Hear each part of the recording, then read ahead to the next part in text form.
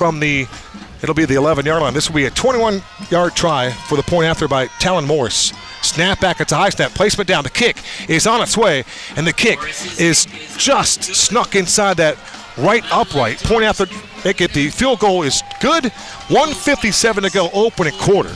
Our new score, Chandler 14, Mountain Ridge 3. The 21-yard field goal for Talon Morris is good, and Mountain Ridge gets 3 points out of that very productive drive. Yeah, a couple of these offensive linemen here, and they're young. You're talking to Coach Johnson. He said, Cody, we are starting a lot of juniors. You look at up and down their offensive line, they're all juniors. Zane Collier, Noah Kasha, and Cooper Quinton. Cooper Quinton's a sophomore, actually.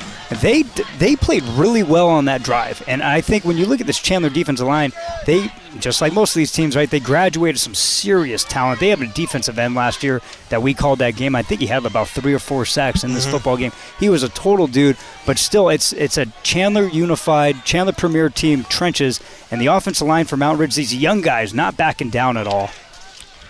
It's been a fun first quarter here.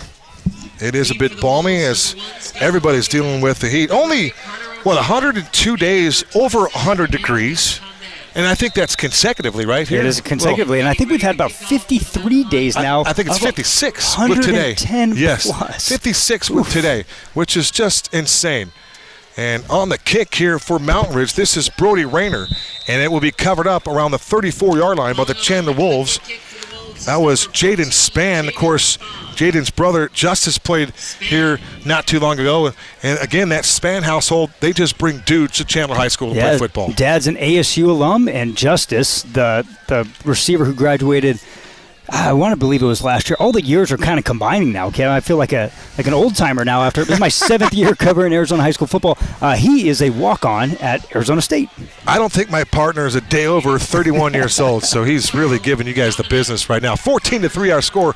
There goes the man of motion, and that is Carter Ochoa. It's a handoff, and once again, Halsana gets the carry, and he gets stacked up after he picks up 3 yards, maybe 3.5. And on that particular sequence for the Ridge defense, it was Marcinko again getting the football first. And here is what the Wolves are switching. So last week, they went back and forth with Will Menzel and Dominic Carmagiano. Now each quarterback is going to get 2 series consecutively. So Dom comes in for his first series of the night, the junior gunslinger.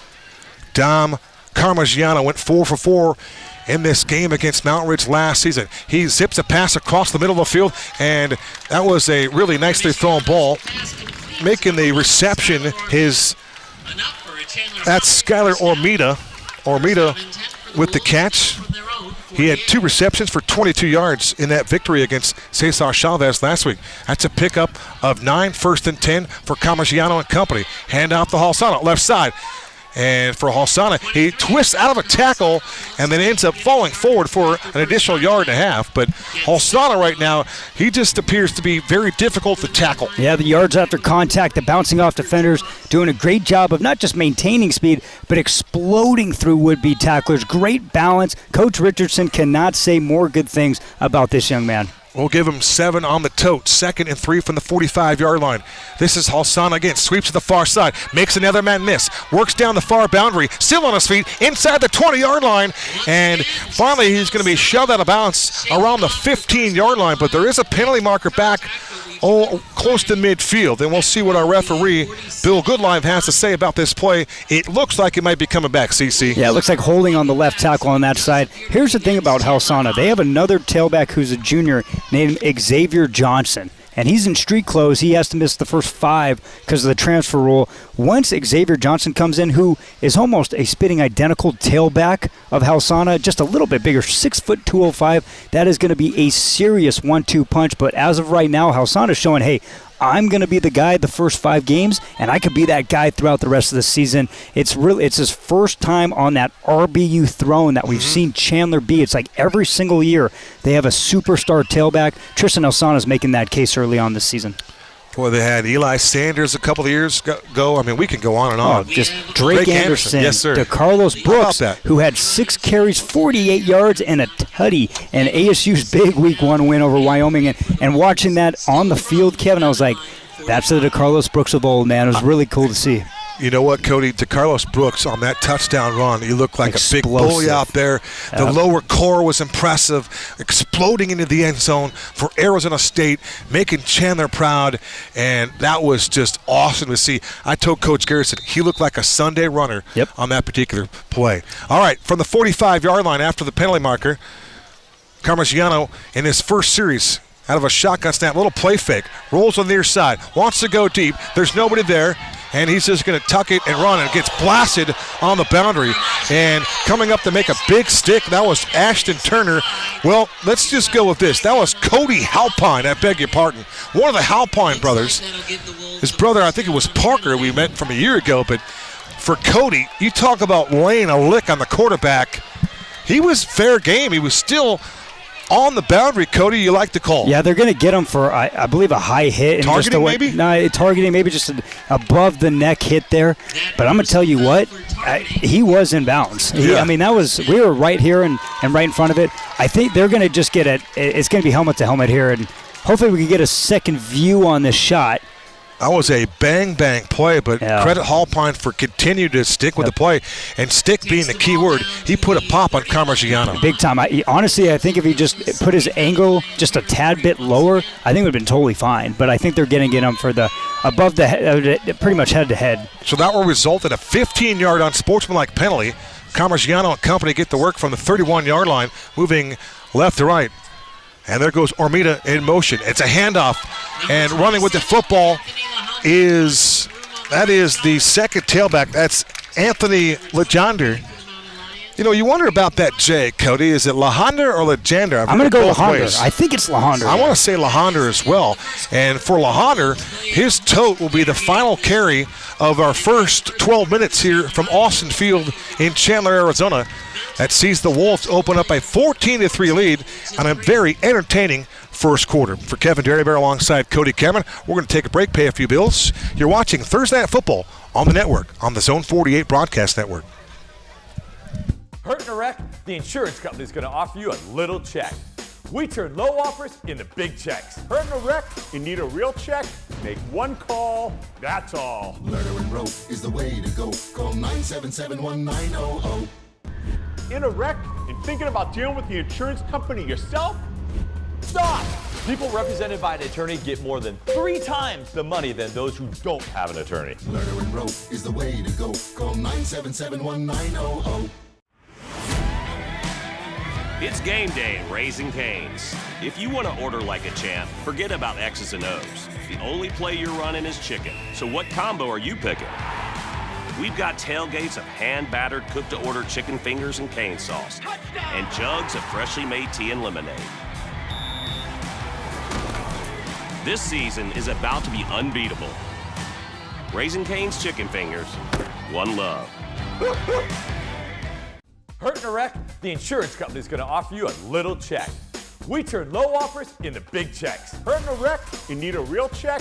Make one call, that's all. Murder and rope is the way to go. Call 977-1900.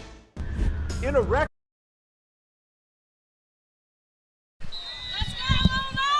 We welcome you back to Austin Field. KDB alongside Cody Cameron. Moving right to left as the lights are starting to take full effect here on this brand new synthetic turf. They hand it off to Halsana, sweeping right, turns the corner, and he's close to the first down. And it looks as though he's going to move the chains once again. Playing referee on the field is Dom Carmigiano, and he indicates that's a first down. Yeah, that right side of the offensive line just dominating. Blake Spear, Noah Swope, they are collapsing down and sealing the edge. Tristan Halsana, easy read with the bounce, and he's not slow. It's just a quick sidestep with that outside zone reach, and Halsana just explodes for another first down. Yeah, he just glides through there and is so patient. Gets the call here again, straight ahead, and with that big offensive line that Cody just pointed out, just running right behind the bigs, and he is close to the goal line and perhaps another first down. They might be able to get a first down at the 1, Cody. When running backs are to the side of the quarterback like that in the zone scheme, sometimes they get their whole body turned sideways. Halsana and Coach Richardson, the running backs coach, who's been here for 185 years, he teaches this so well. It's the sidestep, having the hands up ready, but it has your vision looking forward at the defense. You're able to see the holes, early because your shoulders are square, your vision's up. Tristan Alzana is textbook right now, and he's got to be pretty near 100 yards and 2 tutties after just 1 quarter of play, Kevin. Yeah, he's been impressive. Brody Hastings hustles onto the field here for Mountain Ridge. 22 seconds on the play clock from the 2-yard line. It's a handoff to Halsana, and he will walk into the end zone for his 3rd touchdown of this football game. And for Halsana now, 4 touchdowns in 2 games, and he gets the hat trick here tonight, Cody Cameron. Yeah, Noah Swope, I've said his name about 4 times in this game. The 6'3", 285-pound offensive lineman is dominating the 3-tech over at Mountain Ridge. Just a quick seal, and Halsana, I mean, he could have just crawled into the end zone there, Kevin. It was a massive hole on that outside zone. 3 touchdowns for the senior tailback in 13 minutes of this football game. Have a night, Tristan Alzana. Yeah, Halsana now with 6 touchdowns in his play from all of last year and this year included. In fact, make it 7 career tutties. Point after try is up and good for the Mountain Lions. In this case, I beg your pardon, it's for the Chandler Wolves. And I'm going to go right back to my guy, Aguilar Christian, in this case. Christian splits the uprights, 10:45 to go. Till halftime, it's 21-3. Hopefully, you are seeing the pictures here and the cinematography of our guys here on the Zone 48 Broadcast Network.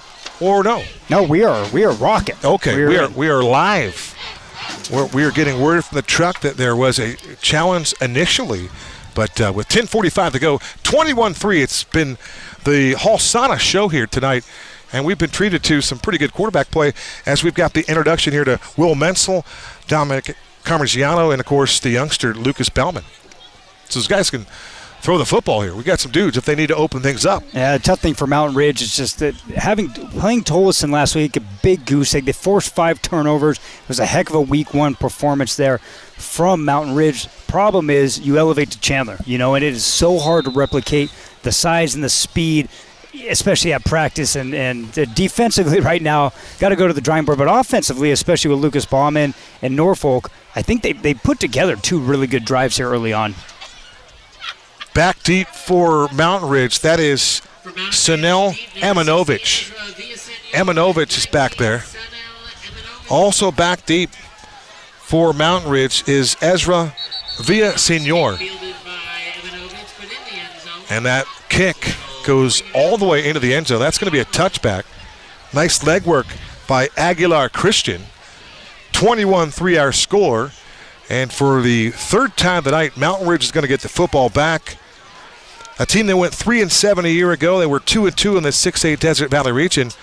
They were 2-3 in road affairs, but they begin 2024 in the brand new coaching regime with AJ, Andy Johnson. Spent a lot of time at Sorrel, and if you're under the direction and under the coaching tree of Jason Mons, that's an accomplishment in its own. You know how to win and you know how to work, especially with him being on offensive mind. They're just the genius of it. With so many juniors, I'm really excited to see what this team, just how they progress all year. Bauman with a 5-wide receiver package, and there's the jump route, and that will be a pick 6 for the Chandler Wolves. Scooby Bradley to the end zone for 6 points. Yeah, he tried to jump it twice earlier on the drive previously. That one, Scooby just reading the quarterback's eyes. It's a quick hitch, no drop. Scooby just T-steps, drives on the football. Pick 6, showing the speed, showing the eye, showing the athleticism. They were so excited about this young man coming in. This senior said, hey, this is going to be the senior leader and a cornerback position in this defense here, Kevin. You could do exactly that with the safety floating over the top, covering the deep half. Scooby Bradley jumping the flat route and takes it to the house.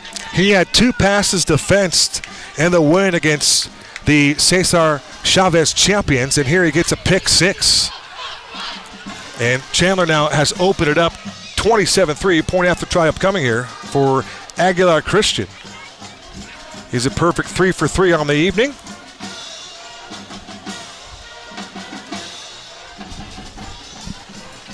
Snap back. The hold is good, and the kick is right down Nebraska Street. 10:40 to go till halftime. It's 28-3. Nice hold there by the Chandler Wolves, Jaden Arnold.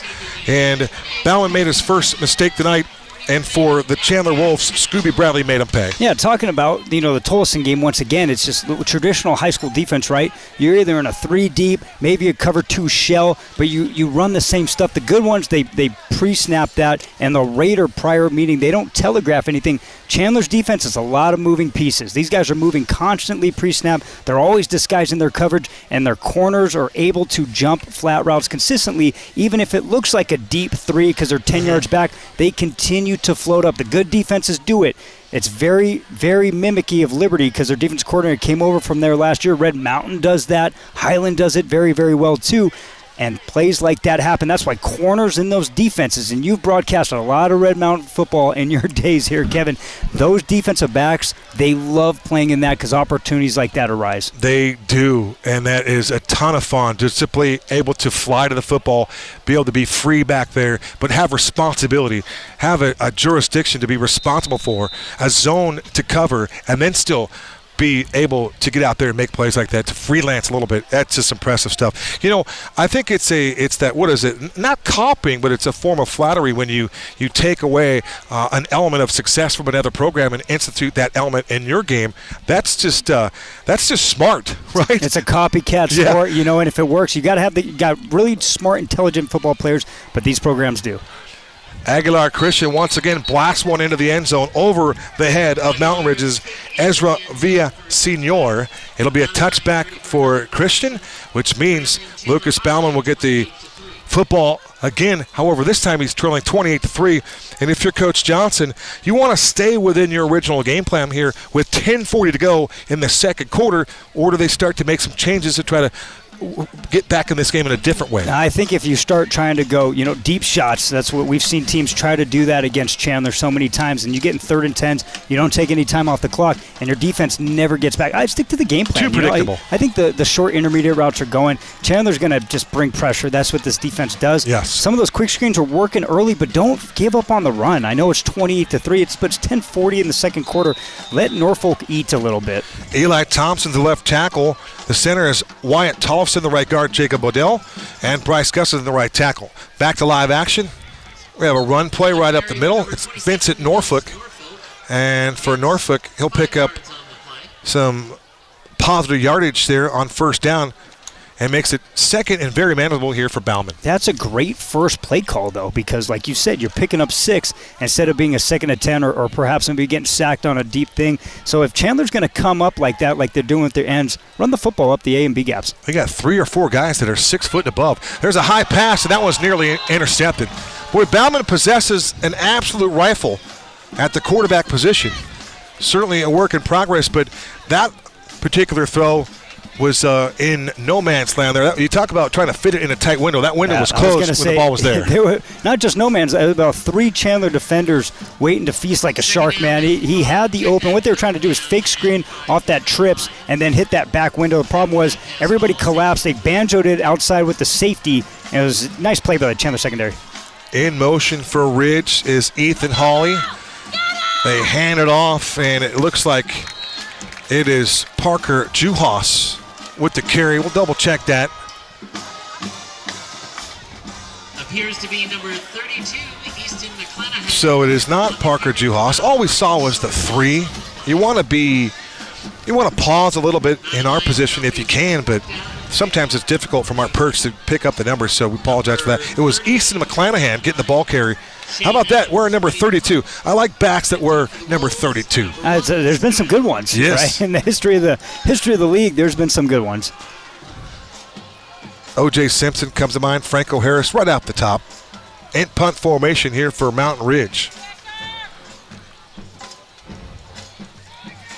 This is Shane Adams coming up to get this one at midfield and then getting hit immediately. We're going right back to Skylar Ormita. Ormita has been impressive when he's touched the football here tonight, Cody. Yeah, he's great in space. We mentioned this earlier in the broadcast.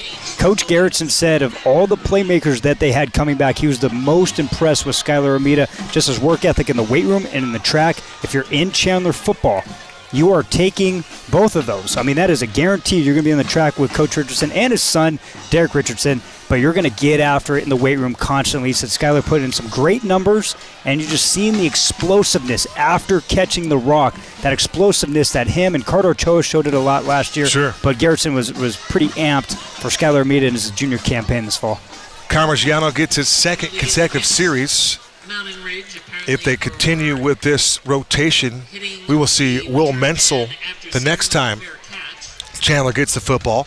So after the penalty assessed against Mountain Ridge, they didn't allow Armida enough space to catch that punt, so that's a penalty against Ridge, and Chandler will start this drive from the Mountain Ridge 42-yard line. So a short field to work with here for Parmigiano. He's got 4 wide receivers, 2 to his left, 2 to his right. Shotgun snap, looking right, throws a pass over the middle, and that ball is broken up. That ball might have been delivered just a little bit tardy, but for Mountain Ridge, making the play was Ethan Lopez, getting a hand in there, breaking that one up. That was a great job of the senior defense back because he initially did get beat, but he comes back with that comeback speed, plays in the hip pocket and dives, outstretched arm and tipping that pass for a breakup, because that would have been a walk-in touchdown for Chandler if the defensive back did not break that down. Love the breakdown, comeback speed. You see it all the time. You see it on Friday nights, of course. You see it on Saturdays, and you certainly see it on Sundays. By the way, Cody, the NFL begins their season tonight on the slate from Kansas City. The Super Bowl champs, Kansas City Chiefs, taking on the Baltimore Ravens. Please update us. 20-10. Patty Mahomes just threw. No, actually, he still does not have a touchdown pass, partner. It was Isaiah Pacheco punching it in for their second touchdown. I was telling folks, this is not a Mahomes game. I just that was didn't me. feel He it. was telling me that, and I told him to start him. And guess what? I started him because I took the advice from my pro. Oh, horrible. And I should have gone with Jaden Daniels. But we'll see what happens. Maybe there'll be something special to happen here the rest of this football game. And getting the first down carry for Chandler is Anthony Leander. Leander, 5'9", 170, had 5 carries for 8 yards. Nope, that doesn't seem right either. For Leander, he had a 23-yard touchdown in that win last week. Chandler taking on Cesar Chavez. Another running play. A little dive to the left. Once again, working behind that left side. They go back to Halsana. We were talking about that left side of the line all night because those guys are just making it happen. Logan Ray, and you've heard the name Noah Swope about 6 times tonight.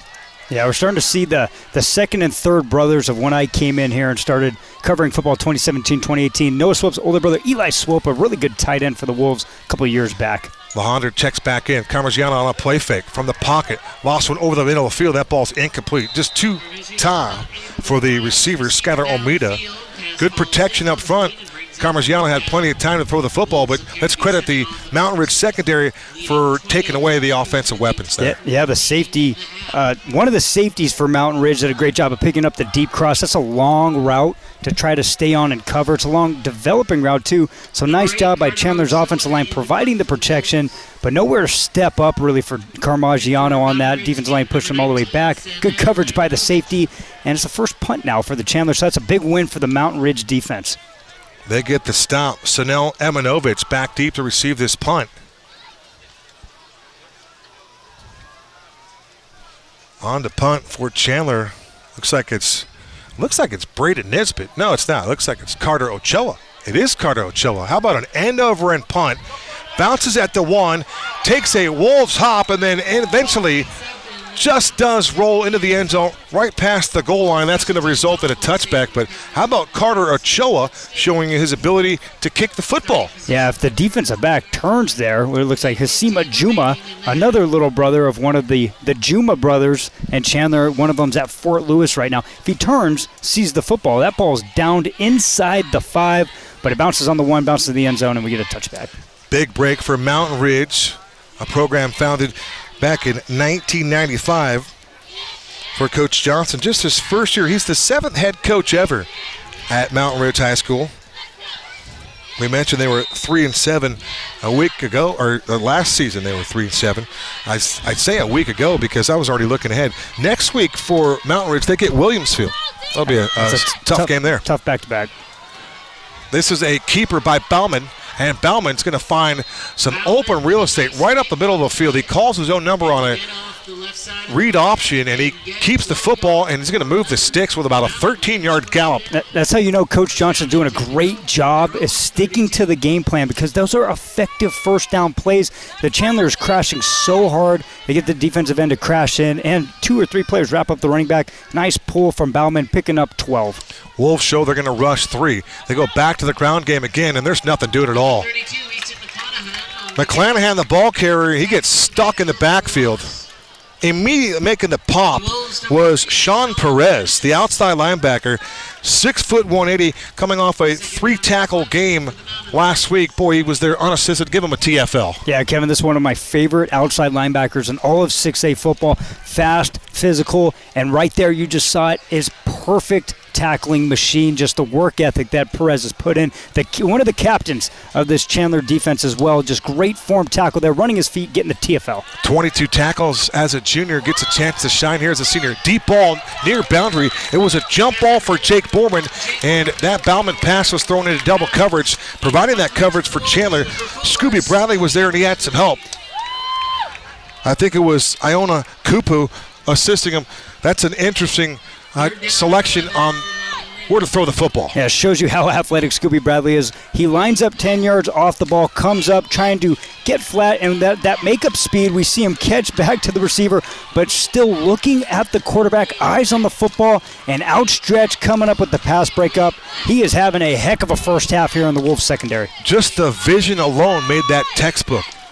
No doubt about it. Norfolk leads the backfield. Bauman escapes the pocket, still wants to go deep, keeping his eyes downfield, drops one down the field, and that ball is going to be incomplete. He was trying to catch Tyler Dudiak on a crosser, and Bauman did an awful lot to keep that play alive with his legs, and threw across his body and just ran out of arm. Kevin, it wasn't a completion, but I'm really impressed with Bauman, because he extended that play as much as he can, stood in, took a hit from 2 Chandler defenders, but it showed escapability. He set his feet and fired off a cannon, and most importantly, he put that pass only where his receiver could catch it, even with the defensive back draped right over the top of his receiver. That is a heck of a play for Bauman. And so, like you were mentioning earlier, you see signs, right? You see signs of this junior class, and you go, hey, they have some pieces here. Once they get a true offseason, I keep saying true offseason. Guys, Coach Johnson, the head coach from Mount Ridge, didn't come in until June. These guys are going to be pretty solid. 3 months to get this program ready for a football game, and to come away with a victory in week 1 was very impressive.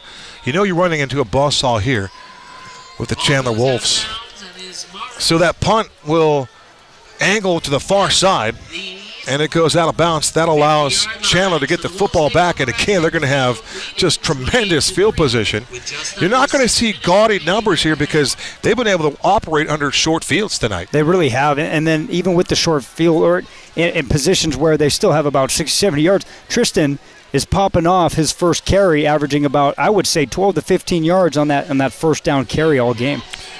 We haven't talked about it very much, but this football team for Coach Garretson, they lost a tremendous amount of skill guys last year, like Jeremiah Young, the 6A Conference Defensive Player of the Year, all-region, Khalil Valentine, Blake Heffron, Sammy Hunter, I can go on. But they are just reloading with young talent this year. So Halsana, the ball carrier, sweeping right. They continue to find daylight on that right side, Cody. Yeah, and this is the right side is feasting. Sometimes you get outside zone, and this happens in Chandler football. You talk to Coach Rick Garretson, they'll say, we'll have more holding penalties than any team in the history of Arizona high school football. But that outside zone and getting into space with those offensive linemen shows a tremendous athleticism, and they've had some really good ones to do it. Sometimes they get a little handsy and just a little grab of the cloth there. They've had a lot of 1st and 20s early in this football game. And they're going to have a 1st and 20 now. Ball will be placed back at the 40-yard line on the far hash mark. 6:49 to go to the break. It's 28-3. The Chandler Wolves in command. The star of the night for Chandler, their ball carrier, Mr. Halsana. He has been outstanding with 3 touchdowns, and certainly very close to the century mark and rushing the football. Tristan Halsana. We're talking about and you had mentioned that Coach Rick Garretson had been around for like 85 years. It's actually only been 6. No, Coach Richardson. Oh, Richardson. Yeah, Okay, there you go. Running back coach who has been, I think he founded the city of Chandler. So well, and let's be honest, Chandler was established back in 1914, so he's been around for a couple years. They go to the run game here on that jet sweep. It's Armida, and Armida making guys miss and finally turns it upfield, and he'll pick up about 7 yards. So it didn't look like Armida had much to work with, but that footwork, as nifty as it is, he made something out of nothing. Yeah, we're going to see this replay here. Just kind of puts a defender on skates. Stiff arm. Nice job by Mountain Ridge. Look at that. Just get off me. About 4 or 5 would-be tacklers. Skylar made a mixed miss there. Nice tackle to eventually get him up by Fife. Braden Fife to make the stop. So Halsana, nothing doing on the next carry. Leander will come in and spell Halsana. So the ball is now on the 48-yard line of Mountain Ridge. Clock rolling inside, 6 minutes to play here till halftime. It's a nice job by J.T. Schaefer, another junior outside linebacker, 5'11", just under 200 pounds, keeping outside leverage and bringing Halsana down right at the line of scrimmage. Will Menzel on target with his particular series. He'll have 2 in a row. Back to throw, looking right all the way. Lost one down the sideline, and that ball's caught by Carter Ochoa. He's going to turn around and race into the end zone. That's a 48-yard touchdown strike. Will Menzel to Carter Ochoa. The Wolves' best playmaker getting behind the second level of the defense, sitting at the hash, and that's a heck of a throw from the sophomore quarterback. Will Menzel puts it right in the chest. We're going to get a nice replay here from down on the field. I just see the defensive back from Mountain Ridge was just a tad second late. Carter Ochoa stays in bounds and races down the sideline for the long touchdown on 3rd down. Chandler Wolves strike again. What a nice throw there by Menzel. Good touch on the football, great handwork, and then the footwork to scoot up the sidelines untouched for the 6 points for Carter Ochoa. He's in the box once again, and Chandler has increased their lead to 34-3 with that point after try. Once again, right down Nebraska Street, it's 35-3 for Chandler's place kicker Aguilar Christian. He is a perfect 5 for 5. 5:33 to go to the break. Our new score is 35-3. And Cody, what an impressive drive by their quarterback Menzel. And I asked Coach Garretson, what's the plan long term for these 2 quarterbacks? He said, I don't know yet. We're just going to let these guys get their series. They're going to work with each other in tandem. They're a great group in that quarterback room. We always refer to it. He loves the quarterback room, and these guys push each other. Well, it's a unique situation, right? Because for years, just like the running backs, we've seen the next Chandler quarterback come up and just kind of just be a D1 guy, right? Where they had the senior and then maybe a sophomore under him or a junior under him learning, waiting for his time, and then coming in. Not a lot of quarterbacks. I should say that. They've had some guys leave because competition, right? They just go, hey, I might not see the field there. But every single guy here, Will Menzel coming in from Saguaro, I saw him last year as a freshman, learning from Zach Hill, still one of the best quarterback minds. And Coach Hill, who's now at the Seattle Seahawks, was like, man, this kid is super legit. And you could see it on full display here, especially early in the season. Will Menzel is an absolute gunslinger, and he's only a sophomore, Kevin. And Zach Hill, you mentioned him. He's now in the National Football League. So the Saguaro SaberCats, we're going to see tomorrow night against Mountain View on the Arizona Cardinals game of the week. And, boy, there's going to be a lot of new faces in new places over there at Mountain View High School tomorrow night. Kick is sent deep on the return for Ridge. Here comes Ezra Villasenor as he angles to the far sideline, finally upended and taken to the turf for Chandler on the special teams tackle. Give it to sophomore Austin Reese. Nice play for him flying to the football. Yeah, good job by special teams once again. Chandler just tackling really well, especially on the outside there at Mountain Ridge. Trying to get something going here before halftime. Could be they get ball at the second half, I believe so. Yeah. Speaking of halftime, we hope they have conversation with the voice of Chandler football, Joe Paqueno. We might be talking to Joe. We're also looking for former tailback here at Tailback U, TJ Green.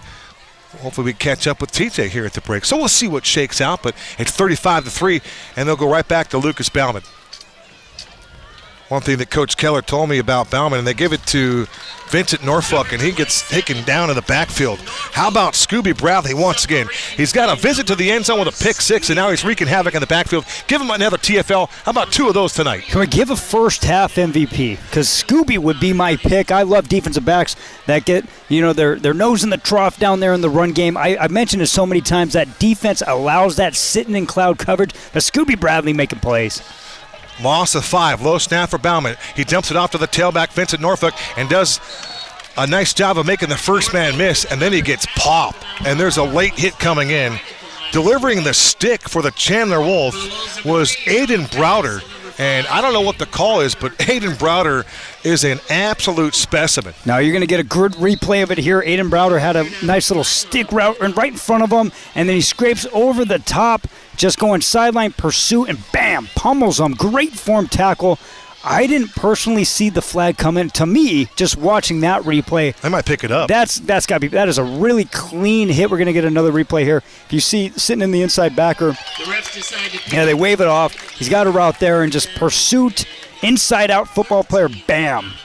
That's a great tackle from the senior leader and another NEU Lumberjack commit for Coach Wright and the Jacks. Sean Perez right next to him. We saw the big fella getting loose, Aiden Browder, before the game. He did not have his pads on. We were just talking about body types, and I said, Rick, if I was looking to get a body here today and I got to choose my body, I was going to choose the body of Aiden Browder. Just an absolute chiseled young man. The lower core was impressive, the upper body strength, and we go back to the play on the field and running a misdirection reverse. Mountain Ridge trying to do an awful lot in a small amount of real estate. That one backfired. And it looks as though they're kicking the ball around, fumbled the ball twice, and unfortunately, Bauman picked it up. Yeah, Bauman picked it up and just got leveled right on the 1-yard line. Demir Reagan was the young man providing the level on that particular sequence. It'll be 3rd and a country mile for Bauman and company. 4:03 to go. It's 35-3 is our score. Tonight's game brought to you by Trey Clarkson State Farm Insurance. For all of your insurance needs, contact my guy, Trey Clarkson, at Trey Clarkson State Farm Insurance.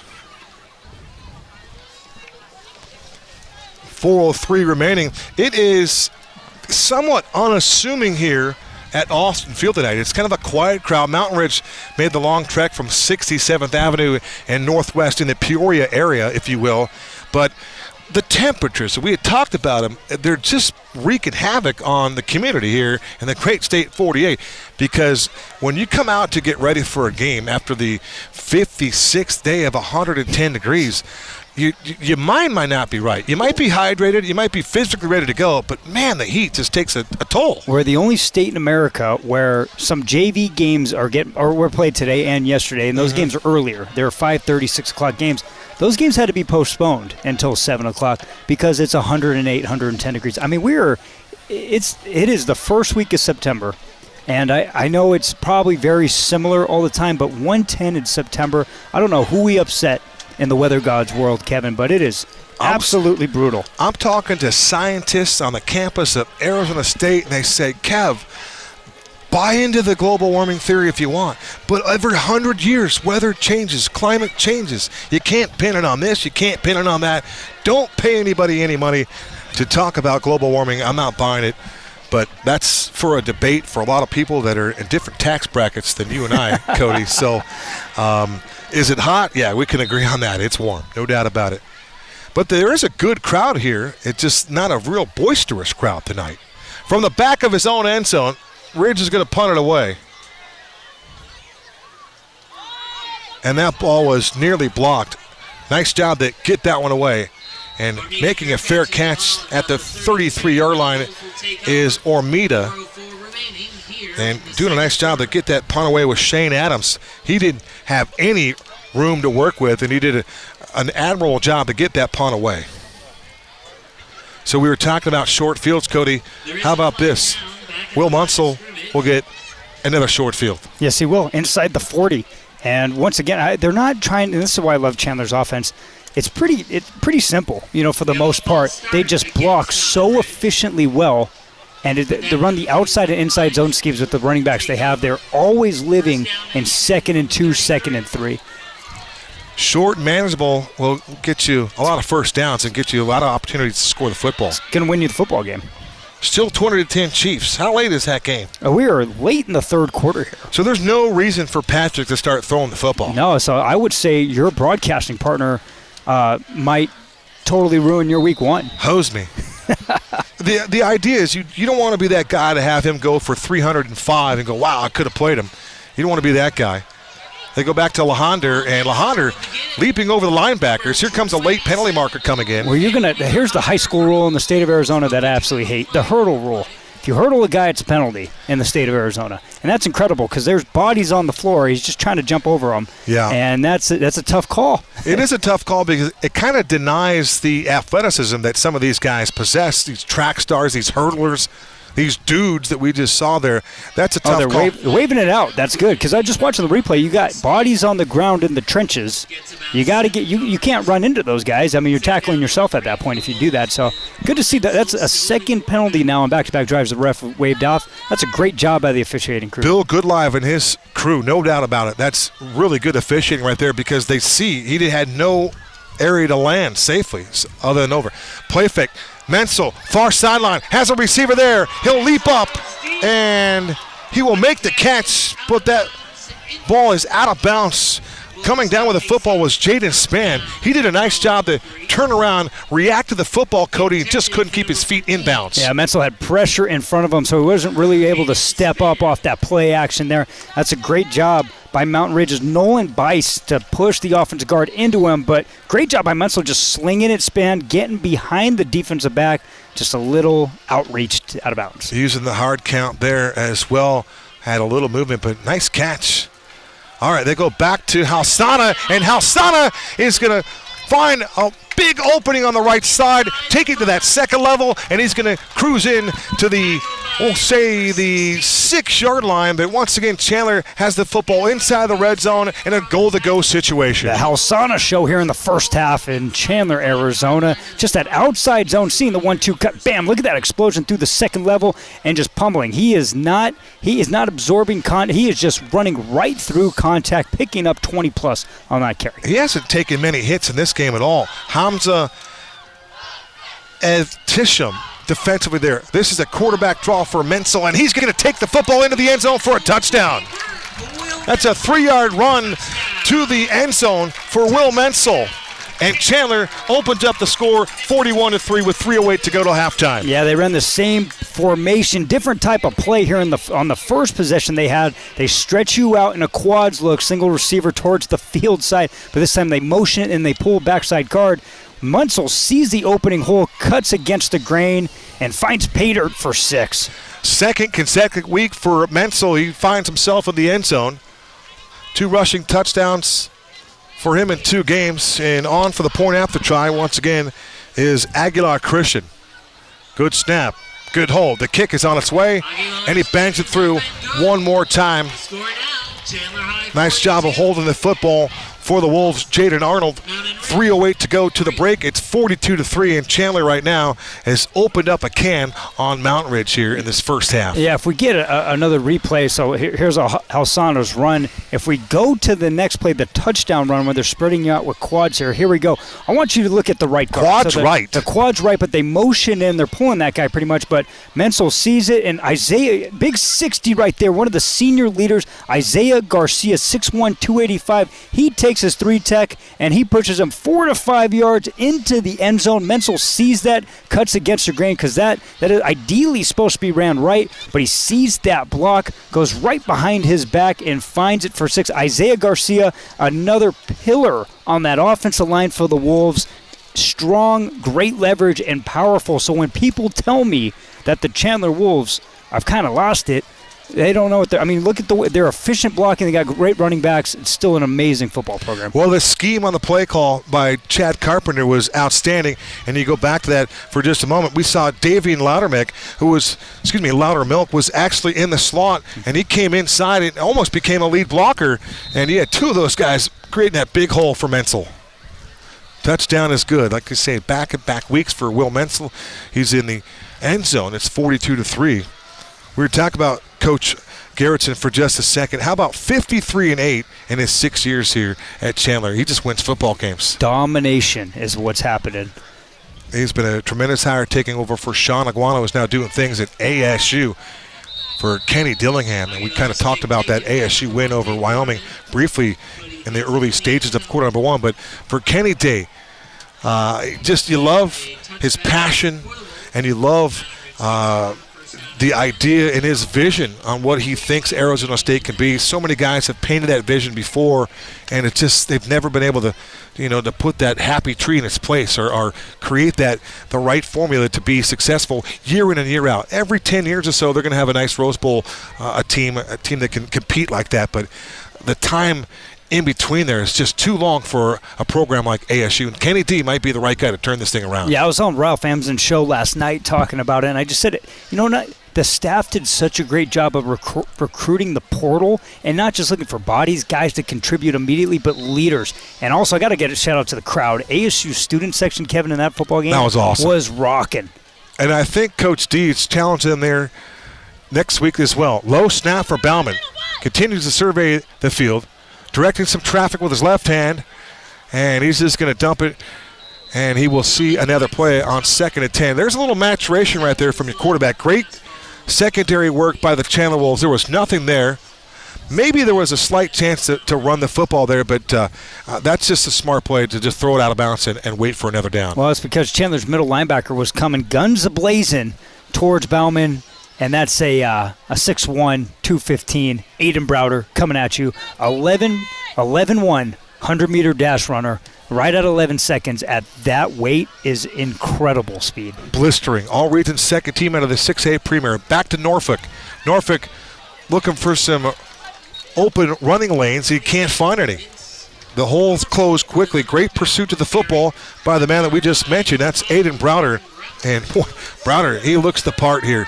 He looks like he could be playing at Ohio State, to be honest with you. He's got that D1 body, and from what Coach Garretson said, this guy gets after it in the weight room. I'm scared because I'm an NAU Lumberjack alum, and he's committed there currently.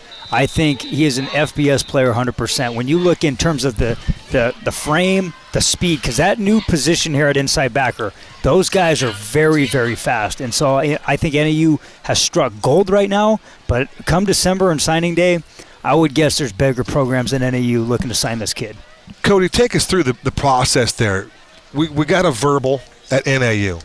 Do you believe that there was something exchanged as far as an agreement, how it's going to work? Do we talk NIL at that stage in the recruitment process? Or is this something that when you're here on the bus heading to our facility, then we start talking that? When does that NIL process begin in the conversation? I think a little bit maybe, but when you're talking about a school like NAU, and no disrespect to them, it's just the money isn't there in the collective. It's all about these collectives and stuff like that. Right. The top players for sure, right? If you're I was at Oregon this summer, and when you're on recruiting visits there, the NIL collectives and the Phil Knight money with the top players in the country, for sure. Hey, when you step on campus, or if you do this, we have this waiting for you. In the Big Sky level, just knowing all those programs, it's, hey, we have an opportunity for you to continue to play the game you love. We do have X, Y, and Z set up for our players that are here, yes, but you got to be here type of thing. So it's not a huge thing at the Big Sky level. So it's a commitment first, and then we'll see what we can get you when you're here. We'll sign, get here, exactly. Commit to us when you're here. And I feel like now some of those guys are getting the message, we're not going to sign or do anything until we know what the size of the check's going to be. Yes, the top guys for sure. What is they? Money talk and you know what walks, right? Money talks. Whenever I always love this line, and this is true. I negotiate during the day from a business standpoint. Whenever somebody says, Cody, let's understand one thing. This is not about the money. The very first thing that you know right then, it's all about the money. It's all about the Benjamins at that point. Love it. 42-3, 2:29 to go till halftime. Yeah, for Chandler, 18 straight playoff appearances. They're showing blitz. Play fake for Bauman. And he's going to go down. The quarterback gets sacked. And Aiden Browder was there. I believe he was the first one to get the quarterback, give him a sack to his ledger. Yeah, he just shoots up the A-gap on this blitz and just pummels quarterback. Bauman has to step up. Great coverage in the back half for Chandler, too. We're going to get a good replay here. As you see, just working, bam. Wraps him up. Ferocious and Violence, the senior linebacker, putting on a show here in the first half. He has been entertaining, to say the least.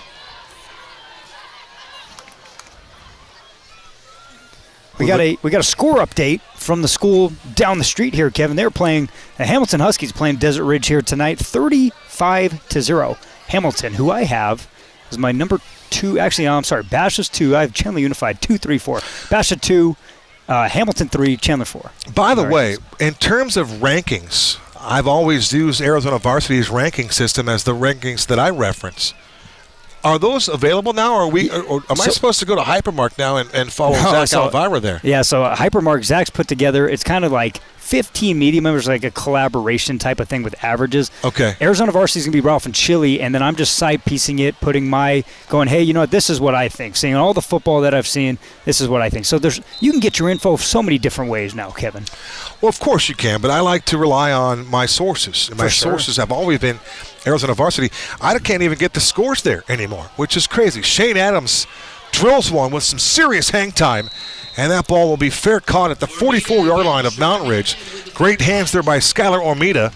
And once again on the change of possession, Chandler gets the football back. Still 2:15 to go in the quarter, and it seems as though that we are going to be playing this second half under the AIA running clock.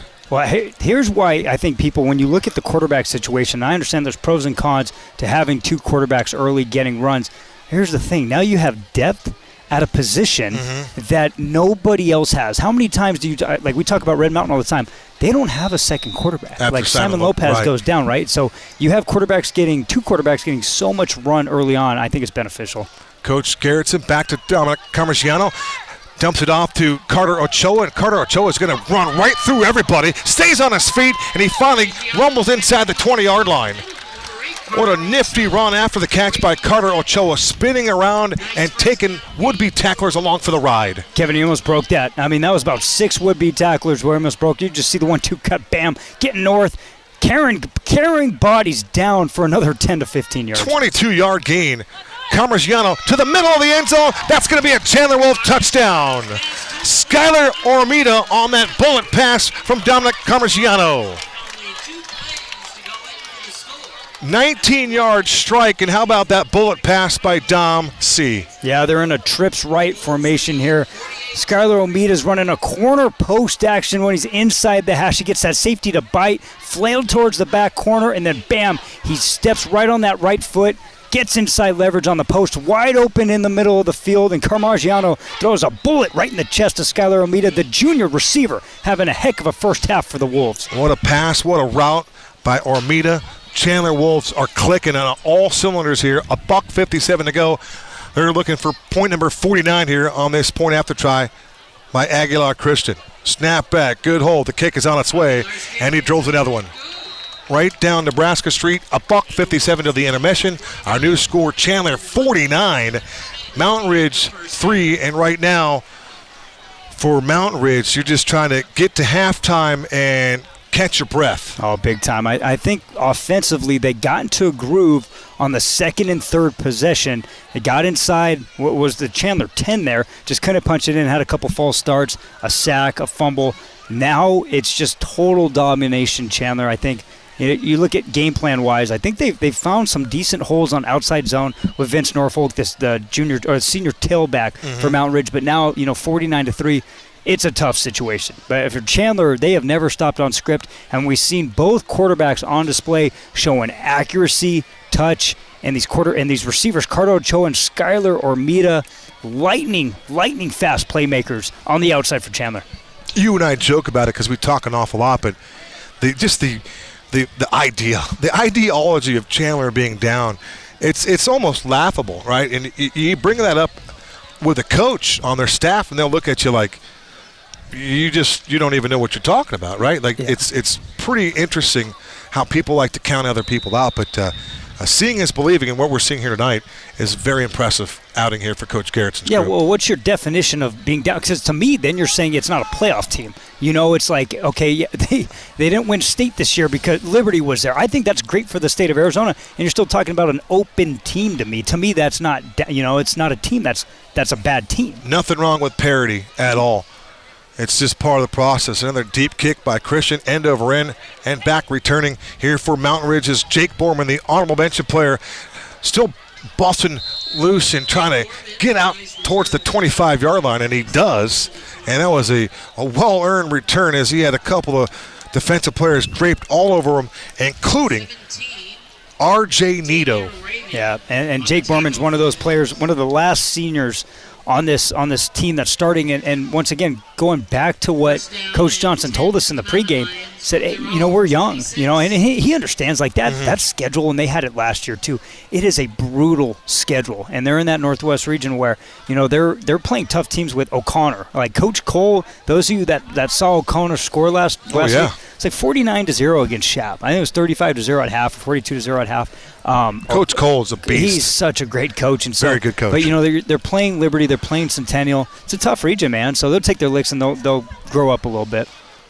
Bauman takes the snap, hands it off to Norfolk, and what Vincent Norfolk continues to do is just run hard, running right at us as he makes that turn and runs right into the linebacking play of Aiden Browder, who continues to play at an all-conference level here tonight. And that's where the violence is. Norfolk had a little gap there on an outside zone towards the boundary, and Browder's just scraping and just finishing his tackles. Gain of 2. Knee-high snap. Bauman rolls to the far side. He's going to stop.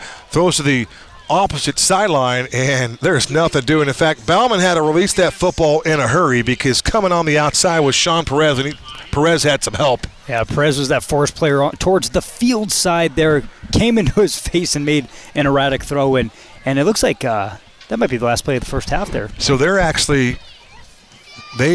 ran off the clock here, so we are playing under the AIA running clock rule here, and I don't think I've seen that in quite some time where it began in the second quarter as it did here tonight. It's 49-3. Tristan Halsana with a hat trick on the ground, and Skylar Ormita has been really impressive catching the football for this Rick Garretson offense. Yeah, Chandler's doing a great job putting their playmakers in space and sticking to their schedule and just letting the Tristan Alsana show take off here in the first half.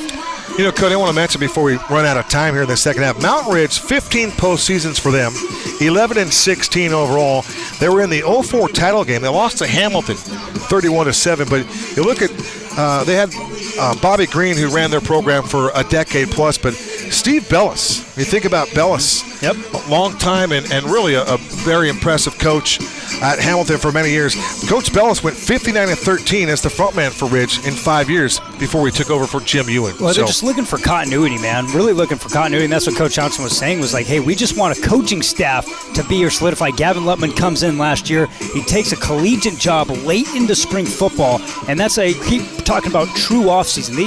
You mentioned it before, 3 months until their first game with this staff. I think once they get a true offseason, especially with this junior class, he's going to be totally fine. Yeah, he will. That's Cody Cameron. I'm Kevin Derryberry. It's halftime. We're going to take a short break, and we come back. We're going to visit with the voice of the Chandler Wolves. Joe Pequeno joins us next. One of the advantages of working with my office as opposed to just buying something online is that we're going to talk through coverages with you. We're going to talk through what every detail in the policy means, because we want you to understand the kind of coverages that you're getting. We want our customers to make an informed decision on what is best to protect them. We also want our customers to be digitally enabled, and so we will walk through with them how to use the State Farm app, how to use Drive Safe and Save, and different things that State Farm offers. And another thing that we want to do is to make sure we're offering opportunities for them to review their coverages after they sign up with State Farm, because life is always changing, and we want to make sure that you have the coverages that are going to protect you and your family long into the future. I am Trey Clarkson, your local State Farm agent in Phoenix, Arizona.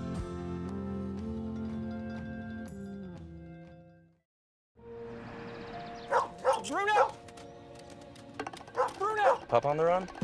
No problem.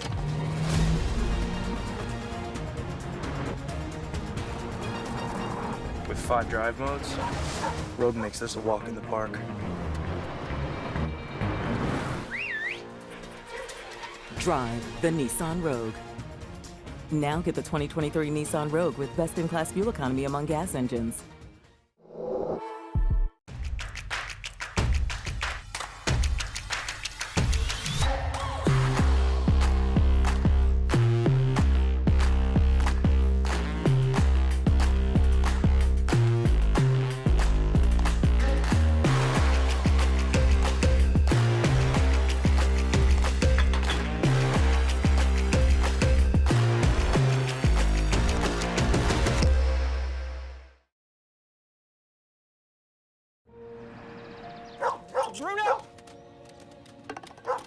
Pup on the run? No problem.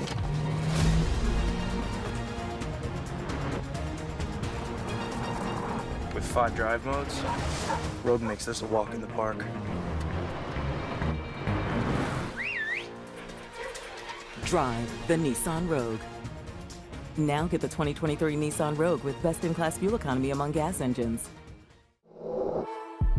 Being a State Farm good neighbor means going the extra mile for my customers. Our office treats our customers like family. You know, this has been a family business for me in a sense for a long time. We're going to be there for you in good times and bad times. That might mean going to meet a customer somewhere to help them. That means being involved in our local community. One thing that I love about being a good neighbor in my community is giving back to local high schools and being involved in athletics. It's a family atmosphere here. You know, this is more than a 1-800 number, and that's what I love about State Farm. I am Trey Clarkson, your local State Farm agent in Phoenix, Arizona.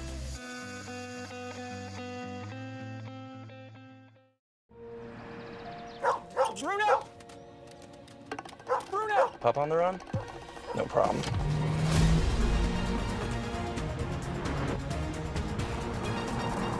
With 5 drive modes, road makes this a walk in the park.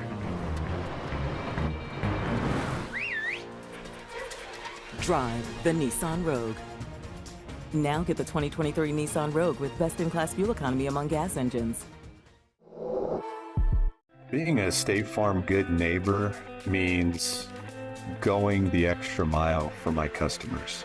Our office treats our customers like family. You know, this has been a family business for me in a sense for a long time. We're going to be there for you in good times and bad times. That might mean going to meet a customer somewhere to help them. That means being involved in our local community. One thing that I love about being a good neighbor in my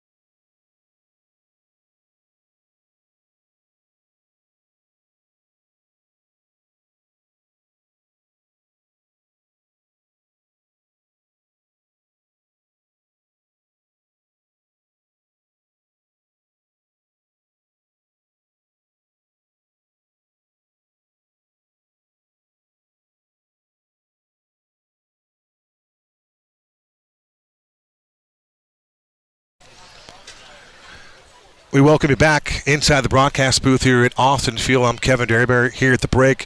We are privileged to be joined by the voice of the Chandler Wolves, Joe Pequeno. Joe P., how are you, my friend? I'm good, and honestly, I don't know if I'm as good as the Chandler High football team as well as they played in this first half. They were dominant.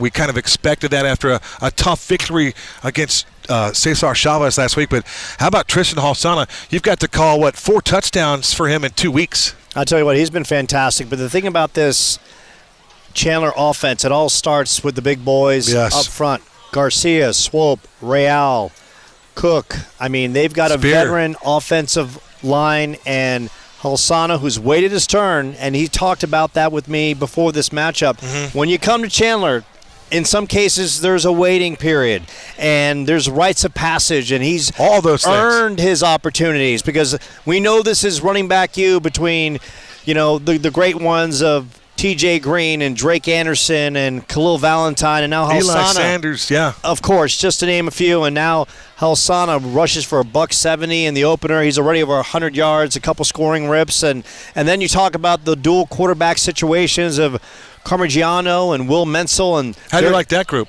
They're throwing darts. Both guys are performing, and they're performing at a high level. And Carter Ochoa is a big-time receiver, big-time athlete, and Skylar Armita operates so well in the slot, and they've got change of pace back, and Leander who comes in. So right now, Chad Carpenter in the OC, he's like playing video games in the lounger at his house, dialing up everything, and it's all working. That last touchdown there by Menzel, we saw the tight end coming in and make that nifty block. Just the creativity by Carpenter has been impressive. Yeah, and you talk about the tight end, that's Davian Loudermilk, who was outstanding last week. He had a couple key third down catches, basically rolled little out routes that picked up huge first downs in that final drive, which milked the clock and led to a Halsana touchdown. So this is a very young offensive unit with a lot of good young working parts. Quarterback situations, like Menzel's a transfer from Saguaro, just got cleared before last week's game, and Carmigiano has been through the system. He looks so poised in the pocket. The defense is young but talented, and they've stopped Mountain Ridge on 6 of 7 first-half possessions. Yeah, when you mentioned the defense, Joe, how about Scooby Bradley? He's been impressive with that pick 6. And then Cody and I have talked about Aiden Browder, the all-region second-teamer a year ago in the 6A Premier Region. He's playing like a first-teamer here tonight. He's playing like an all-conference player. He's been outstanding. Getting to the quarterback, wreaking havoc on the ball carriers. He's just doing it all in the first half. Had a chance to talk to him before this game, and he realizes his time is winding down here on Arizona Avenue. He's part of a senior class, Kevin. They don't know what the gold ball is. Yes. They have not won a championship in his time. So this group that has maybe been overlooked in some publications is hungry, and Browder is leading that attack. He's the leading tackler from last year with 68. He had 11 tackles, 1 sack in the win over the champions. The big sack here late in the first half. He is a force to be reckoned with. He leads a very talented defensive unit. They're young in the secondary, but they have a lot of speed. They have a lot of skill. He's got some veterans to work alongside, and fellow outside linebacker Sean Perez, Xavier Sr. on that defensive line, had a couple pairs. I love Jamie Keyreese, who's a veteran on that defensive line. Last week, 9 tackles, half a sack. He brings the lumber. He's a good player. Number 4. So this is a defense that has some opportunities to get better. Of course, they're going to be on the road the next couple weeks. They've got Westwood on the road, and then they go to Corona, which is right down the street. And then eventually the schedule gets tougher. They get in the Premier, and all of a sudden you're playing the big boys. And when you're playing the big boys, you got to make some big noise in the trenches. Yes. And that's when we're going to find out how good this offensive line is, which is good so far. But again, you're going to be tested against the Highlands, the Liberties, the Bashas, the Hamiltons, and then you win some games there. All of a sudden, maybe you're hosting the open playoffs, and it comes right here through Arizona Avenue. And for this team, Kevin, look, they have a lot to prove. They went 8-3 last year, bounced in the first round of the open here against Highland, losing 19-14 on home turf. Everyone you talked to around this program, they said that's not good enough here. The expectations are so high. So this team is coming into this season a lot to prove, and they're carrying mighty chips across their board and their shoulders. It's hard to imagine that, somebody would overlook Chandler High, especially led by Rick Garretson. All those things that you said are on point, Joe. And then they have Coach Rick Garretson. in addition to all of that. So they're highly skilled and they're well coached. And if you just think for a second that Chandler was down, you're mistaken. Well, yeah. You're just mistaken, because this team loves to play as that underdog role, if you could ever say that, because that's somewhat embellished that they're underdogs. But they just reload. They just reload. And Kevin, what's scary, they've got receivers like Jay Jones, who's a transfer from Corona del Sol, waiting to get on the field. He's a transfer who had a star year at Corona last year. He'll have to sit out for 5 games, but then eventually he's going to get on the field. So they've got weapons in the wings just waiting. And you talk about the coaching staff. Eric Richardson, an icon with the track program, the assistant head coach, Chad Carpenter, the OC, Ryan DeRocher, who's brought that attacking Iowa State-style defense to this program. And it's a very cohesive coaching group.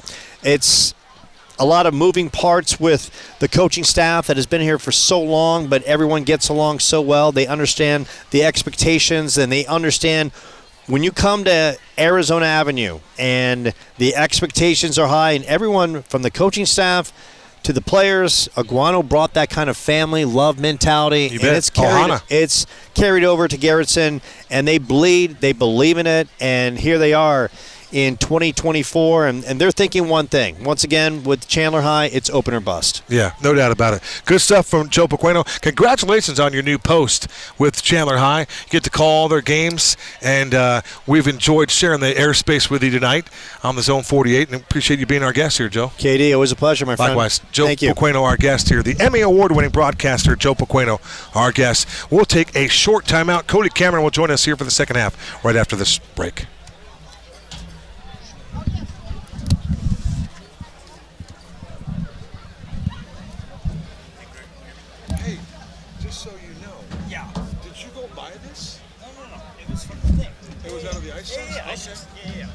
You good?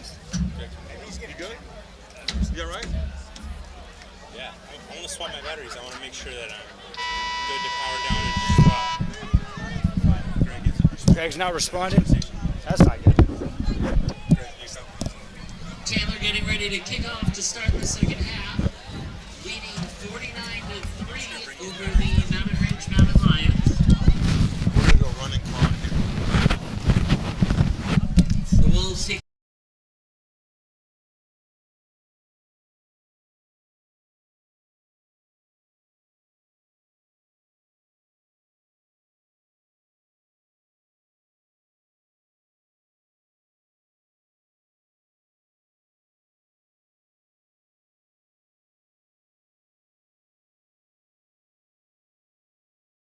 alongside Cody Cameron. Special thank you to Joe Pequeno. And, well, the second half hasn't even officially started, and the clock's running. It's the new rule. So they went from 42 to 35 for running clock, and they just run it, Kevin. They just run it consistently. We saw that in the first half, too. I think you got to put the ball in play first. I could be mistaken on that. All right, it's the young man, Aguilar Christian, to begin this game, and he sends it deep. On the return, here comes Jake Borman, and Jake Borman breaks to the outside. Borman to the midfield, still on his feet, and finally he's going to be tripped up around the, we'll call it the 37-yard line. I think the kicker was able there to get him and make the touchdown-saving tackle, and that would be Aguilar Christian. Yeah, that's that senior leader, too, in that receiving corps, the big playmaker for Mountain Ridge. When we broadcast that game last year, Kevin, he was a total stud in that football game, utilizing him in the slot outside receiver here, making his statement and his presence felt here in the return game, just bouncing off a couple would-be tacklers. You see the speed to the outside, and a great start to the second half for Mountain Ridge. Yeah, Cody, last year they had some dudes like Parker Halpine and Ryland Sands, and offensively up front they had Ryland Sasso, but Brogan Mathis, Cole Christofferson and company.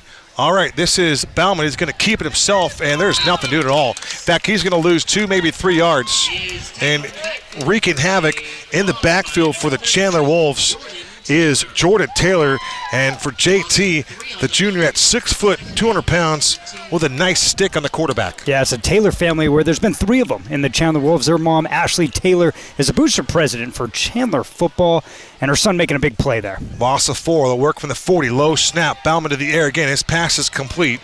And he'll compete the pass along the hash marks on the far side. Making his first reception of this football game is Logan Johnson. First time he was targeted for the 6-foot senior. Logan made his name defensively for Ridge last week with 5 tackles, including 2 behind the line, so a two-way player. And the 2s are in for Chandler defensively right now, but make no mistake, a lot of these players would be starters for many 6A teams. 3rd and 7 for the 39-yard line.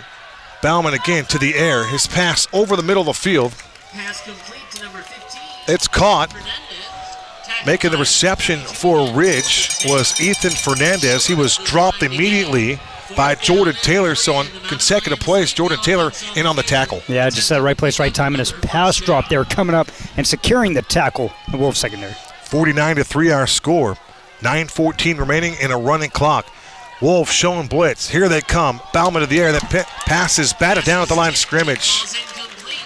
It looked as though that R.J. Nido was there, and I love the name Nido, spelled N-I-D-O, but R.J. Nido with a big-time play that was really neat. Yeah, Mountain Ridge goes empty there on 4th and 4. They tried a quick hitch to the 2 receiver side, but R.J. Nido and Chandler brings 6 and a cover 0 there. R.J. Nido getting his hands up, deflecting the pass, and turnover on downs for Mountain Ridge. Good stop by the Chandler 2s defensively. Alex Warren, one of the guys checking in on the offensive line, and as Cody pointed out, wholesale changes for Rick Garretson and his Chandler Wolf football team. Starting the second half is QB number 1A, that's Dominic Carmigiano, and they work the ground game here. And right there waiting for the ball carrier. That was Leander, and Joe was saying Leander. And so I want to double-check that one. I just wish we could double-check that. You know what's funny is the PA announcer, we can hear them, as we usually do on these Thursday night broadcasts. So right in the side area, he said Leandra, but, you know, it could be either way. We got a face mask and a 15. So here's the thing. Chandler's running 2s out here, but when you have the split quarterback system, it's technically like you're running it with a QB1 who, right. I believe, is it Carmigiano's out there? I believe so. Yep, he is. 1-2. One note here, and of course, we're always going to compete against Thursday Night Football here on the Zone 48. All right, they go back to Leander, and they sweep right again on the play that Tristan Halsana had so much success on in that first quarter. We rumbled for 3 touchdowns. So it'll be a first down carry for the tailback. Leander, he looks to be an impressive number 2 back behind Halsana. Yeah, I'm telling you, they have this kid waiting in the presence there, Xavier Johnson, who's a junior tailback, 6 foot, 205 every bit of it, waiting his 5-game suspension from transferring from Hamilton High School. And that backfield with all 3 of them is going to be pretty special from week 6 to 10. Leander, 84 yards on 16 totes and a couple touchdowns last season. So he's taken that offensive prowess and that experience here this year as a senior. Playing behind Halsana. Checking in here for Chandler is Kyrie Johnson. Kyrie, let's go with Kyrie. Kyrie Johnson, 5'9", 175. He's the 3rd back on the depth chart. He's going to get a chance here. Here's a couple more names that are coming week 6 here. Sophomore wide receiver Jai Jones and another sophomore. So Jai Jones comes from Corona del Sol, where he started as a freshman. Huge get. I mean, he is going to be his class of 2027 wide receiver. Multiple Power 5 offers already. Sub 1100 meter dash. He trains so hard. Misses the 5 here, but he's tall. He's physical. He attacks the football at its highest point. And another sophomore receiver. Some Chandler Unified transferring going on over here. It's a sophomore wide receiver transferring from Basha, Caden Gray. It's another guy. Just big-time playmakers. So yeah, Caden Gray is legit. We know Jai is a very, very good football player. And he's going to add a lot of pop to any offense. But then you go to that young man that you just referenced right there. And that Mr. Gray is like another guy that used to be here, and he was recruited by U of A. Yep. Keon is the first name? Yeah, Keon Grays. Yep. Yeah. So, you know, we say it a lot. It's a great cliche, but it's so accurate. An embarrassment of riches, right? It's the district. It's the Chandler Unified District. So much talent here. From the 47-yard line, knee-high snap for Carmigiano. Dumps it out in the flat, and making the catch was the man we just referenced. I believe that was Kyrie Johnson. And we'll double-check the number. That was indeed Kyrie. He is short of the line to gain. Penalty marker thrown. Clock continues to move. Well, in this case, they'll stop it while they discuss the potential penalty, and then they'll keep that rolling. Just before halftime, Cody, we saw Dominic Carmigiano throw a strike over the middle to Skylar Ormita. Boy, that football throw was just magnificent. Well, and that's a great job, too, right there, because they're bringing hot pressure, unblocked pressure out into the boundary, and Carmigiano, instead of bailing away from it, he steps into the throw, which is his hot route on that quick arrow out of the backfield, and so he picks up the 15, but he also completes a pass. That's a veteran move from the junior gunslinger. Yeah, that was a fantastic play at all kinds of time. Here's a bad snap, and Dom's just going to fall on the football. Smart play there, with a big lead and a lot of field to work with here. It was smart to just pounce on the football. Back on the field for Chandler is Kyrie Johnson. From the 37-yard line. Johnson looking to register his first carry in this game. He did not touch the football in that win over Cesar Chavez, the 27-18 win. Carmigiano to the air. His pass is thrown outside and making a catch outside the numbers and then turning up the football field for the Chandler Wolves was their wideout. That's Jackson Coulter, a 6'1", 175-pound sophomore. And the name Coulter should ring a bell because there's an awful lot of Coulters that have played football here in Arizona. Yes, there is. And there's going to be another 15-yard roughing the passer penalty here from the Mountain Ridge defense. They're bringing the house. I mean, they're bringing 5 to 6 every play. Another pressure. This is another unblocked field blitz.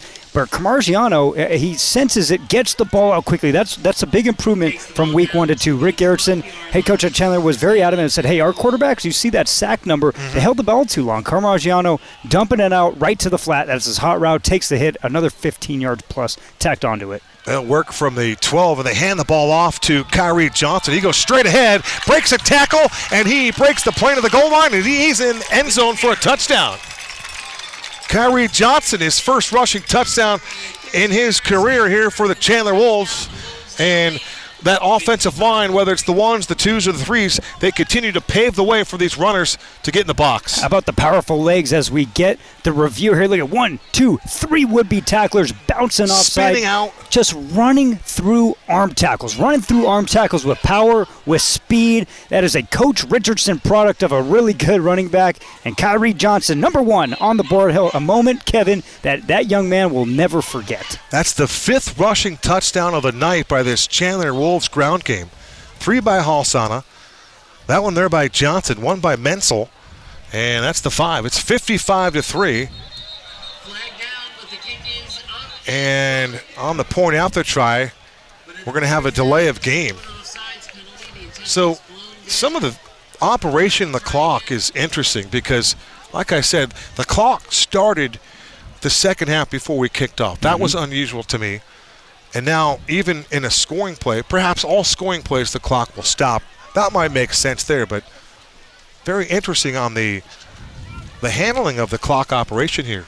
I remember that being a continuous clock. Well, that's what I was thinking. Like, why is it stopping? Yes, I remember that being a continuous clock. Speaking of stopping, can the Chiefs stop Lamar Jackson as they have the football head down the field here inside 2 minutes to go on the opening Thursday in the National Football League? So the point after try here for Aguilar Christian. Snap back, good hold, and once again Christian splits the uprights. Point after try is excellent. 5:18 to go, our new score. It's 56-3. The Chandler Wolves are in command. Now let's play Coach Cody for the Mountain Lions. Andy Johnson, his first year. We've talked about his success at Saguaro being under Jason Mons. Now he has a chance to lead his own program. So a great opportunity for him, a true promotion. And with the things that happened at Saguaro and just the way the dominoes fell, it just seemed like it was a much-needed change for a lot of those guys that were coaching over there for many years that had a part in, 12 to 14 rings. Yeah, and Mountain Ridge can really be a gold mine. Reason being, they have a huge class size or a huge school population. Great campus. Great campus, a great area, great location, really nice facilities, and they have talent on campus. And that's what I was talking to Coach Johnson. He goes, Cody, I walk the halls, and we do have the 6'2", 200-pound kids that might be just playing other sports that never really showed an interest of football. And although he's not an on-campus certified teacher right now, he said his work schedule allows him to be there 24/7. So he's working just at school, just not for the school right now, but he's there recruiting the halls, planting that seed for the following years because he wants to be there for a long time. And that's what's outstanding, already to look towards the future, if you will. And that's what these guys want to do. They want to build a program, and he's got the opportunity to do so. And he's got the skill set and knows how to win. All right, here's Jake Borman again on the return. He's been breaking some tackles on special teams, but he can't break that tackle. And making the stop for Chandler. We do have a quick announcement. If you are the driver of a Chevy Cruze, I'm just glad it's not me. Did you catch the special teams tackle? It was a 1 for sure. Maybe it was Jaden Arnold again. Yeah, I think it might have been 1-3. I think that was Hamisi Juma. Hamisi Juma is another young player who just transferred in, but he got to be cleared. He went. He was at Tolleson and then transferred in. I think he had a parent or grandma move over here, but he's the younger brother of Kashinda Juma, who's at Fort Lewis College, the defensive back for the Wolves a couple of years ago. Austin Reese is checking in at the defensive back spot. Bauman trying to feel his way through the pocket. He can't do it. He's going to get sacked on the play. That's a Chandler Wolves sack, and credit the sack to Jalen Robertson wearing double fours, the defensive end at 6'3", 225. Last week he had 3 tackles and 2 behind the line, and he's doing a nice job here in this third quarter with a sack. Yeah, gets through the offensive tackle, just kind of rip release. Bauman steps up just right into the arms of the senior defensive end. Bauman has 3 wide receivers to his wide side.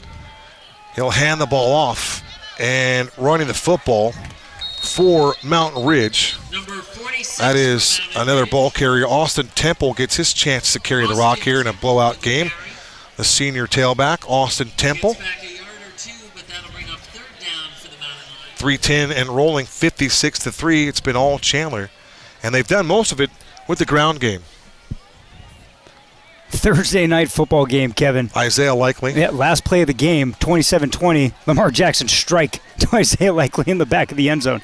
And Coach Harbaugh is going for 2. He's going for the win. Unbelievable. Good stuff. Running the football for Ridge. Running into some daylight. That was Sundeep Ilongo. Interesting name, Sundeep Ilongo. It's going to be shy of the line necessary. It'll be 4th down and 8. 2:31 and counting remaining here. That's one thing that's tough for us here on the Zone 48 Broadcast Network. We've got to go head-to-head, toe-to-toe with the National Football League, and he is out of bounds, ladies and gentlemen. That's going to be the end of the game, too. So the Chiefs are going to hold on and win when Coach Harbaugh was thinking he was going to go for 2 and beat them.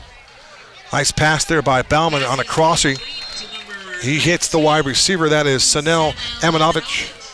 Amanovich, 6'1", 160, a junior. His first reception of the game. I think it was the 3rd time tonight he's been targeted. Yeah, the problem is that was well short of the sticks on that 4th and 9 call. The linebackers, the second unit for Chandler, man. These guys are the scout looks for offensive one.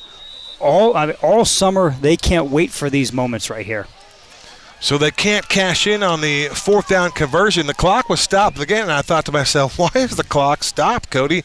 But on a change of possession, you might stop the clock. Might make a little sense.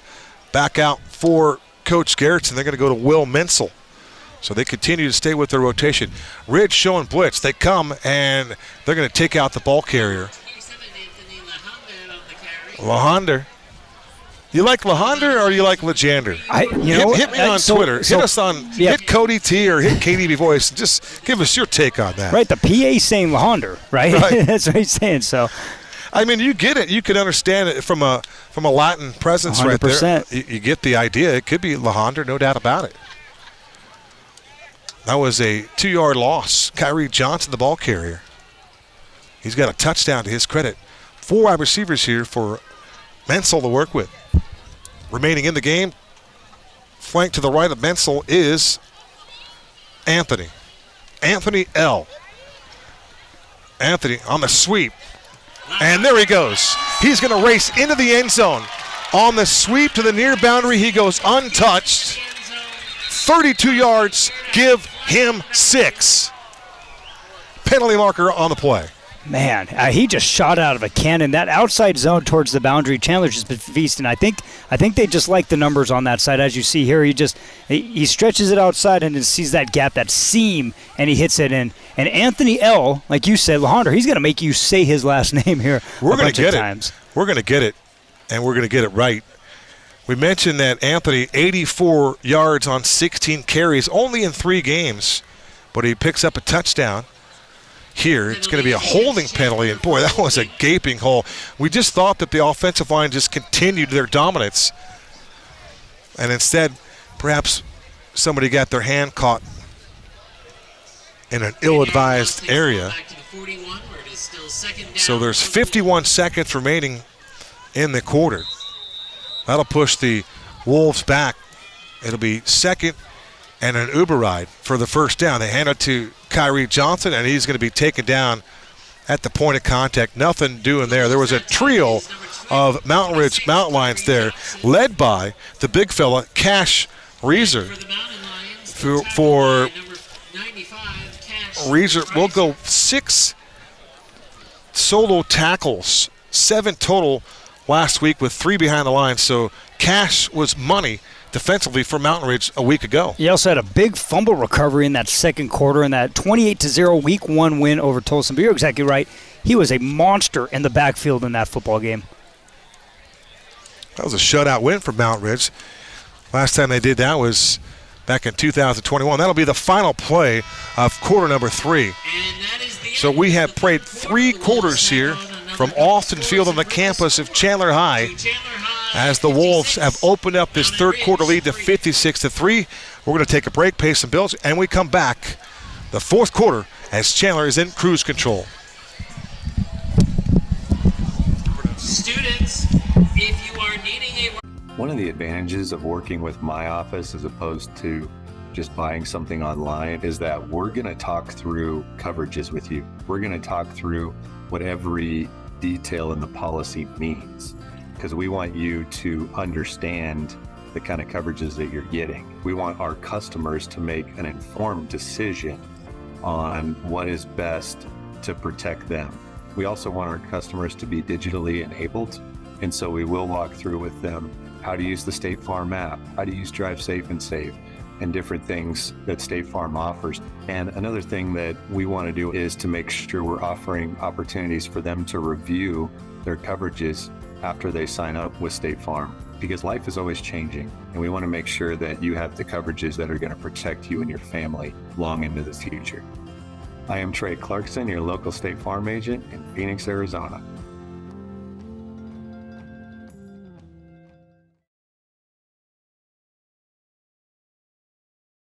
Nobody knows.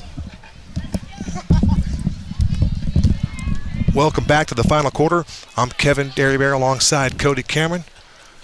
And they started the fourth quarter. Haven't snapped the football yet, but the clock is rolling. Just bizarre. Bizarre. In fact, they're going to take all 40 seconds of the play clock on this. The play clock is visible here. Long count. They run it to Kyrie Johnson. Gets by a defender on the outside. He's going to go down the sidelines, and he's going to score his second touchdown. This one might be coming back. Another penalty flag thrown around the 25-yard line. But how about that speed from Kyrie Johnson? Yeah, we're going to need to see a replay on this one, because they're going to get the receiver for a stock ball. It looks so clean. You could see the receiver's taking his defensive back on an outside 9 route. Great seals, too. Let's see here. I mean, we're getting the tail end of the play there on the review. I didn't see it. But I didn't see it either. He is, before that play happens, he is taking his defensive back on an outside release 9 route. Coach Garretson is livid right now on this play, because Kyrie Johnson has a heck of a run and is taken off the board. I don't know, watching that, it seems like his hand isn't even close to the outside on those numbers. For a crew that's had a magnificent night, I'm not sure what they saw there. I think you and I both missed that. It looked like a clean play. Either way, Kyrie Johnson has his 40-plus yard touchdown negated by an infraction, and they'll go back to work here from the 25-yard line. Johnson remains in at the right spot of Will Menzel. He's the lone tailback He gets the call here. They work the left side again. Another big hole. He's going to scoot up the sideline and finally get decked out of bounds right around the 1-yard line. But Kyrie Johnson was just a yard away from scoring his second rushing touchdown here in the second half. Same thing, outside zone to the boundary. They are living outside zone to the boundary. And he just got called for a holding, but I got to give credit to the junior wide receiver, Braden Nesbitt, on the outside because he's getting physical, man. In the fourth quarter, he's in the ball game. He is physical with the defensive back. No holding call on that because that's a great block inside the numbers for Nesbitt. How about the left tackle, 77, Matthias Harris, 6'2", 270, playing in the 2s or the 3s in this case, but what a tremendous block to seal the edge for Kyrie Johnson. And now, so again, Cody, the clock is stopped. So that's, if we just had a play-by-play broadcaster, if you knew a guy who worked the AIA Game of the Week, get some clarification tomorrow. Oh, we have him. We have him. We got him right here. The Friday night play-by-play broadcaster, which is now on Arizona's Family Channel, which is big. Indeed. That is big time, man. That is awesome. You get to work with Manucci. I get to work with the former Buffalo Bill, Dan Manucci, and of course Sandy Charles. Who makes the broadcast? Let's be honest. Without question, always have to add the spice that we need. So now the clock rolls from the 6-yard line to Leander. So you'll love this. I went to the PA voice and said, hey, just want to double check with you. You're the voice of Chandler Wolves here. This guy right here, 27. Do you go with Leander or Leander? And I've heard you say Leander. Has that been verified? He said it absolutely has not been verified. So there you go. So if you can see us, folks. Leander. Yeah. It's Leander. Leander. We're getting... We'll figure it out. No, he said it is 100% Leander. Well, okay, we'll take it. Leander. We kind of thought that. Which you called since the first quarter. Yeah, but we changed up a couple times because they said Leander, and we thought, okay, these guys would know more than us. Always trust your own instincts, right? Absolutely. That's why you're one of the best. It's Leander. But you don't want to be a know-it-all. You just want to say, my experience says it's Leander. And Leander lowers the shoulder pads, and he blows up the defender at the goal line, and he's in the box for a Chandler Wolf touchdown. Anthony Leander. How about this, man? Just a combination of speed and power from the tailback. Once again, shoulder square vision up. You can see a good block right there on the right side. But Leander moving his legs, pumping in, and crosses pay dirt for another Chandler Wolves rushing touchdown. It just rolls off the tongue. Anthony Leander, big-time rushing touchdown. The 6th rushing touchdown unofficially for Rick Garretson's club tonight. And they will summons the place kicker in this case.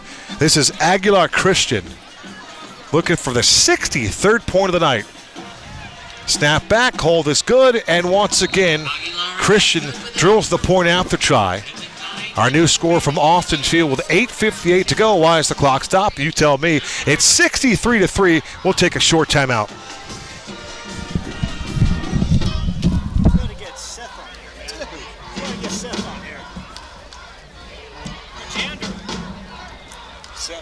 One of the advantages of working with my office as opposed to just buying something online is that we're going to talk through coverages with you. We're going to talk through what every detail in the policy means, because we want you to understand the kind of coverages that you're getting. We want our customers to make an informed decision on what is best to protect them. We also want our customers to be digitally enabled, and so we will walk through with them how to use the State Farm app, how to use Drive Safe and Save, and different things that State Farm offers. And another thing that we want to do is to make sure we're offering opportunities for them to review their coverages after they sign up with State Farm, because life is always changing, and we want to make sure that you have the coverages that are going to protect you and your family long into the future. I am Trey Clarkson, your local State Farm agent in Phoenix, Arizona.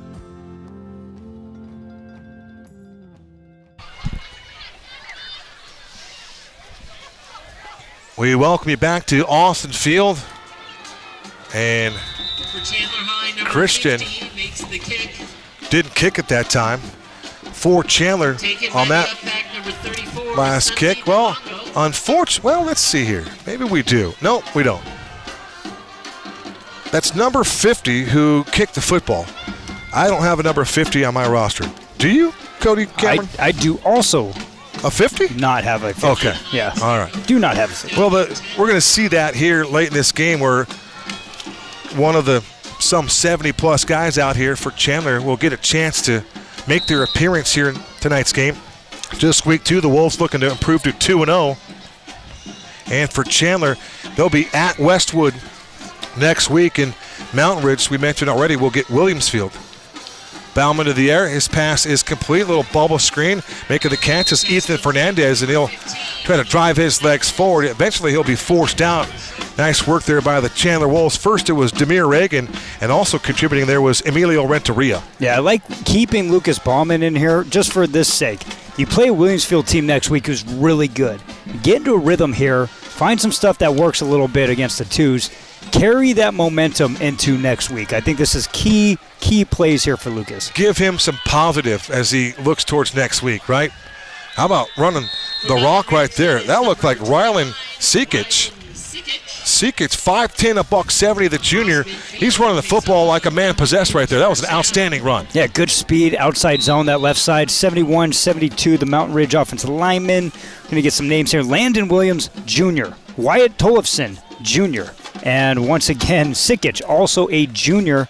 That junior class, that class of 2026 for Mountain Ridge, there's potential there. There's some really big potential there. Wyatt Tolson, the starting center at 6'2", 250. Bauman again is going to hand it off. They go right back to Sekic, and this time nothing doing at all.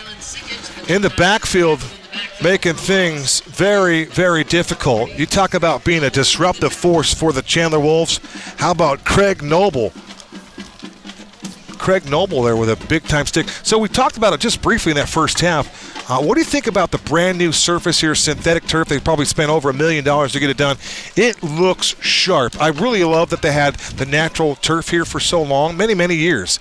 But now, boy, this place is brightened up a little bit. Well, here's the thing. The Chandler Sea is just beautiful. I mean, the highlights of that, the end zone shots, you're right. The grass in August, September, and October in Chandler Unified was pristine. Absolutely. Just absolutely beautiful. The issue was all these teams in Chandler Unified, they're playing deep into November. And when you get in those open games, there's so many years where I watched Chandler Centennial here, Chandler Liberty, 2020, 2021, and that grass turns to hay. And no one wants to play on hay because it's just, you're not overseeded yet for the winter. And so having that turf come playoff time is going to be awesome.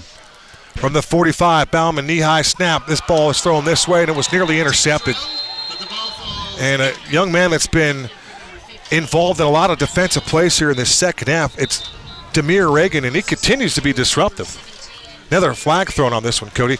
With this pause in the action, let's invite all of our global listening audience to tune in tomorrow night to 1580 The Fanatic at 9:30 as my guy Cody Cameron, the new host for the Friday night wrap-up show. And Cody, I tuned in last week and I was entertained, my friend. A smooth talking cat like yourself with all that knowledge and the relationships and rapport you have with our community here. It was just a good listen, my friend. I appreciate that, man. It's going to be a good time. I'm going to keep it fun, keep it loose, and utilize the platform to highlight the great Arizona high school football scene. It's a good one. Bauman gets sacked again, and this time making the play on consecutive plays was Craig Noble. This time he gets a quarterback sack right next to his ledger. He's one of the strongest football players on Chandler's team. Watching this young man lift in the offseason, Kevin, is extremely impressive. About 375 plus on the bench press.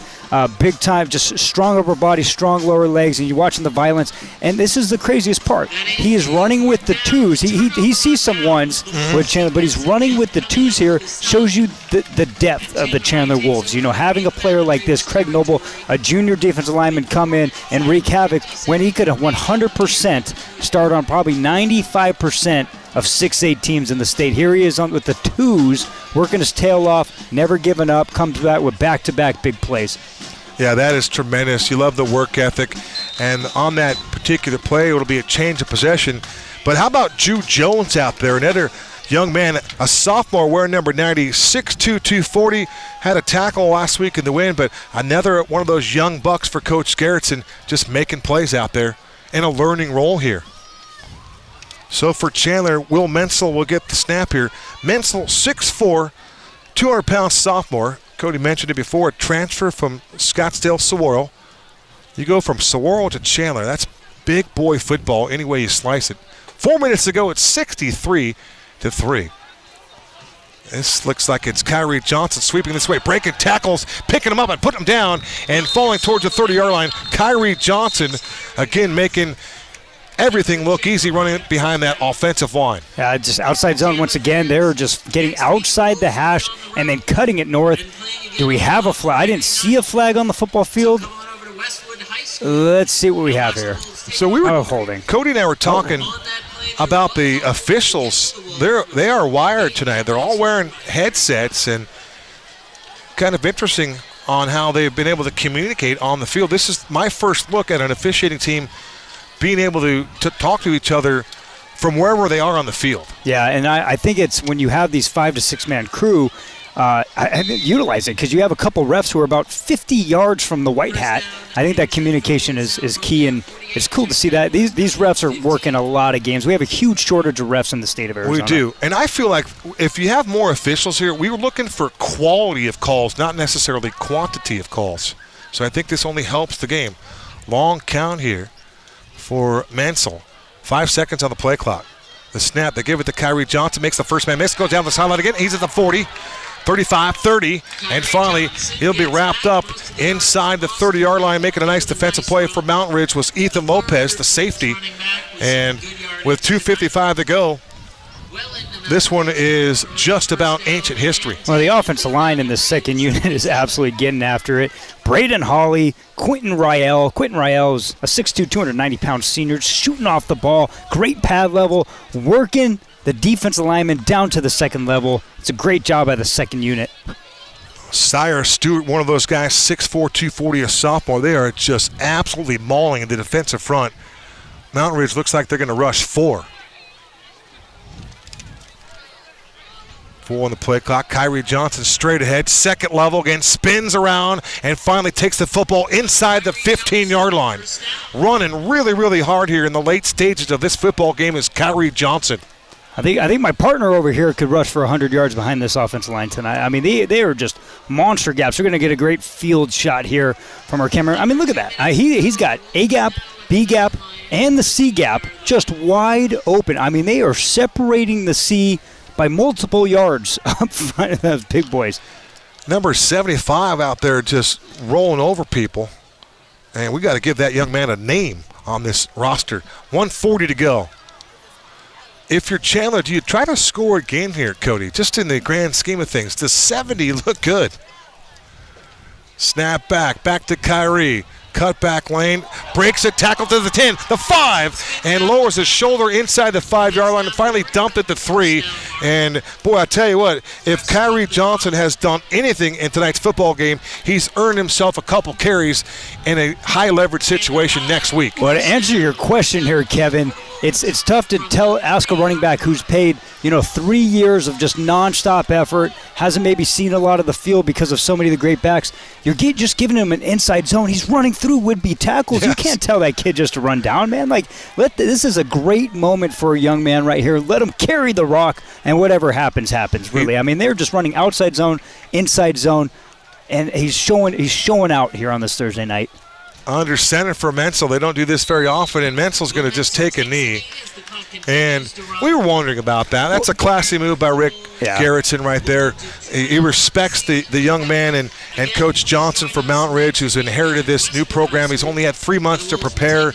We think he's got a real chance to win there and build a program.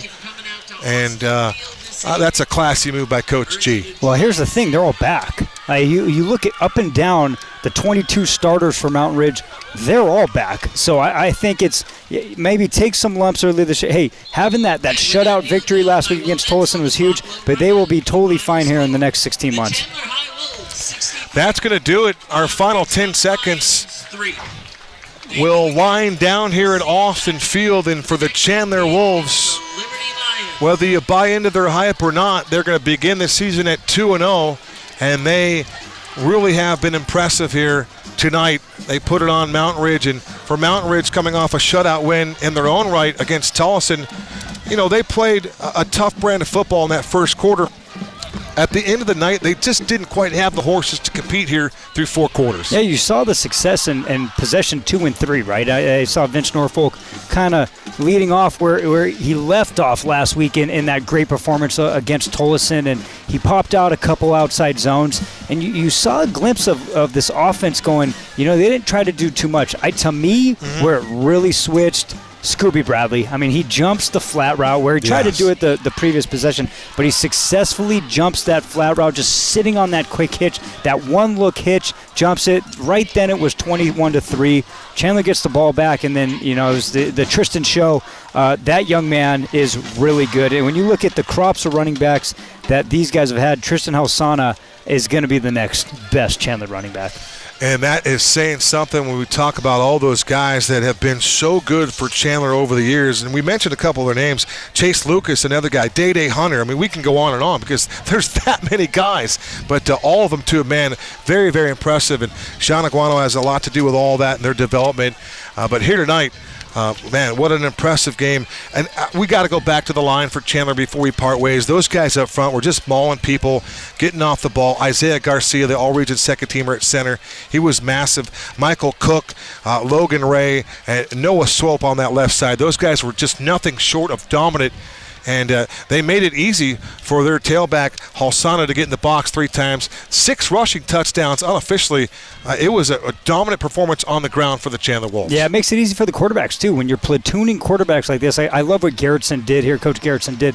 We're letting both quarterbacks have 2 possessions and 2 possessions, because then you kind of get into a rhythm, you get into a groove. When your offensive line is balling like that, man, not only does it make your running backs are going to appreciate it, but also your quarterbacks. Quarterbacks had time to throw. They were accurate once again. They were probably completion percentage well over 70%, closer probably to 80, maybe over 80% in this football game. But offensively, they executed everything they wanted to do. Run the rock efficiently and multiple times, set up some play-action pass, and get our receivers the ball in space. I thought it was a picture-perfect execution on the offensive side of the ball for the Wolves. Quick note for Mountain Ridge, they're now 0-5 lifetime against the Chandler Wolves after tonight's defeat. And one thing we talked about the idea and what could happen at Mountain Ridge with their community, the strong ties in Peoria. It's an affluent area, and it's a school that has a chance for growth, and we might see that here in the very near future. But this team also made the playoffs 11 straight seasons from 2000 to 2010. Yes, it was some time ago. Steve Bellis and Coach Green led the charge for that Mountain Ridge team to have success in 10 straight years. So it can be done at Mountain Ridge. We've seen it. We're more likely to see it again. Our final score here tonight, they've already taken it off. It was, 63-3. We have it on our score, of course. You see some highlights right there on that Carter Ochoa night. We didn't mention a lot about Carter Ochoa other than he was just outstanding. Yeah, he's so good. Him and Skylar Almeida, those are the playmakers. You get the ball in space and good things happen. Cody, next week, another treat. Millennium at Notre Dame in Scottsdale, a good chance for us to get a good look at Cooper Perry. One of the best playmakers, not just in the state of Arizona, in the entire country. When Nike's coming after you, you're one of the best of the best. I am excited to see the Cooper Perry show next Thursday night here on Zone 48. For the Baker brothers, my guy Cody Cameron, and of course our executive producer, Mr. Craig Jones, it's been a fantastic night. It really has. It's been warm and muggy, but we've enjoyed ourselves. Our final 63-3, it was all Chandler, and too many guys that get player recognitions here tonight, beginning with Armida, Bradley, Browder, and of course Carter Ochoa. Both quarterbacks were outstanding. It'll be a lot of fun to watch this team going forward, and we wish Mountain Ridge a lot of success in their own right. We're looking to see the development of Lucas Bellman. And with that being said, we want to part ways with this. Stay hydrated, folks. One little fact, stay hydrated. You can never stay hydrated enough. Great physical health, accompanied by lifelong mental health, is what we all strive for. Remember, it takes one conversation to impact or make a difference in someone's life. Good night.